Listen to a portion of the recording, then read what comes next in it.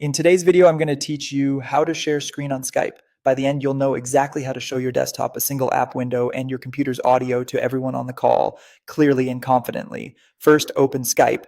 You can launch the Skype app on your computer or head to the Skype website in your browser and sign into your account. Make sure you're on a stable internet connection, and if possible, keep Skype updated so the share screen features look and behave as expected.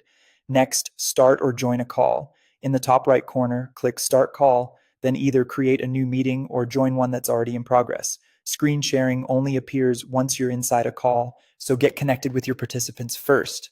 Once the call is active, look at the bottom toolbar. This is where all the call controls live.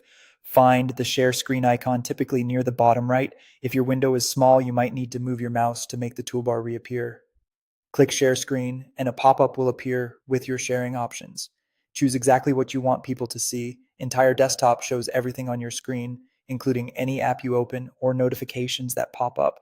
A specific window limits the view to just one application, which is great for presentations where you want to keep everything else private. You may also see other available previews depending on how many displays or apps you have open. Before you proceed, take a second to close anything personal and pause notifications so nothing unexpected appears on screen.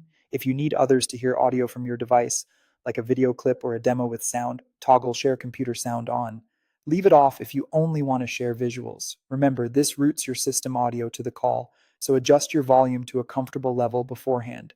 When you're ready, click Start Sharing. Skype will broadcast the screen or window you selected to all participants.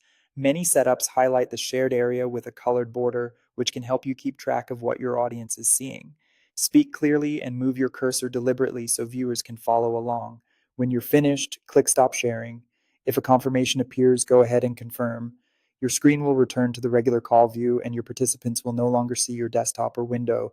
You've successfully shared your screen on Skype.